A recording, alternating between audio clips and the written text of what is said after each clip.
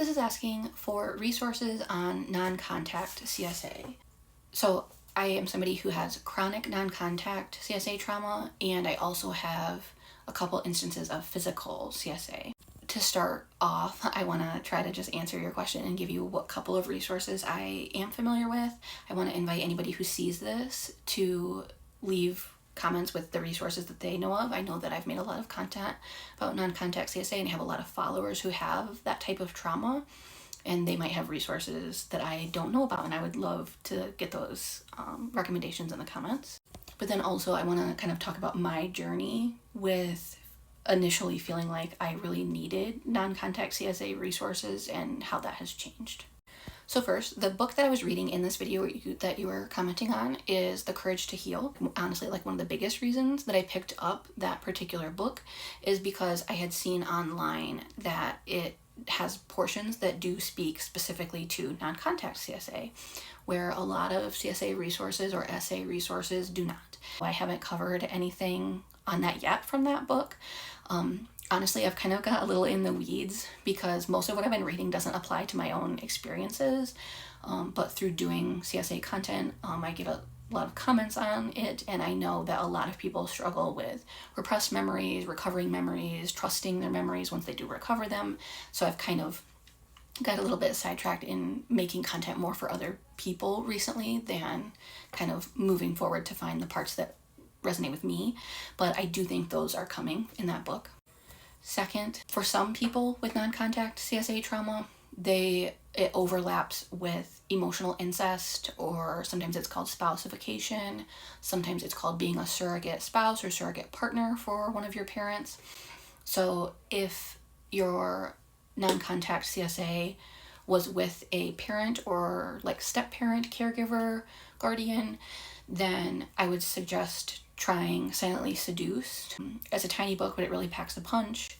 A lot of it did not resonate with me. At the core of it, emotional incest is when a parent is using the relationship with the child to meet their own needs, which is backwards.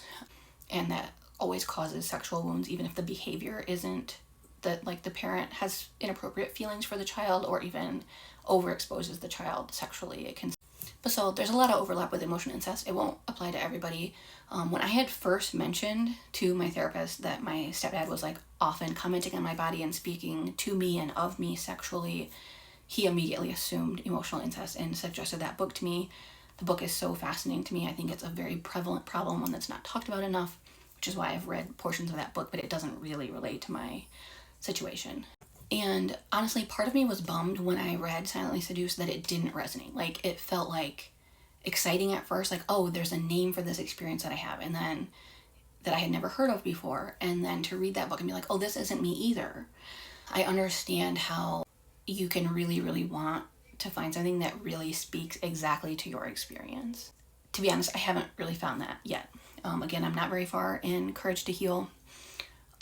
So maybe there will be specific stories that are very similar to mine, but so far I have not found that. Something I've done is make non-contact CSA trauma content on here, and that has resulted in a lot of people telling me their stories, explaining ways that they were sexually traumatized by people without being sexually touched. It has made me realize that there are so many ways that people are sexually inappropriate with children without touching them. There are so many examples of things I had never heard of before, but that it's immediately obvious to me that, like, of course that would be extremely damaging, extremely traumatizing. Of course that is fucked up. And of course that is such a valid, serious, major trauma. A lot of these things.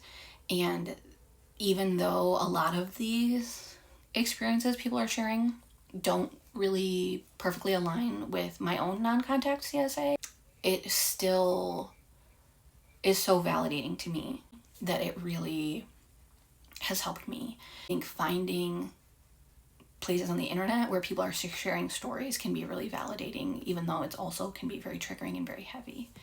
But I also wanted to throw in that I have noticed my own experience shifting with the type of resources that I feel like I need.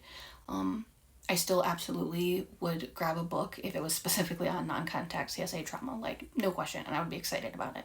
And at the same time, I think when I started, my perspective really was it has to be exactly my experience because this isn't the same thing. And I don't feel that way anymore. I think I have come around to feeling like the reason I felt that way was because I had hangups or insecurities or wasn't validating my own trauma enough to feel like I belonged in regular SA or CSA spaces. That just really isn't true. I think you will usually find that you are welcomed into CSA spaces, and the way that we are impacted and the wounds can be quite similar. I have some contact CSA trauma in my experience because trauma is a very personal thing. The chronic non-contact trauma really did an extreme number on me. It is just one of my biggest, most impactful traumas. Like, it has had a massive impact on my life. And I realize now that what I was kind of saying or feeling when I was like, I need spaces that are specifically for non-contact CSA, was that I just didn't think my experience counted yet.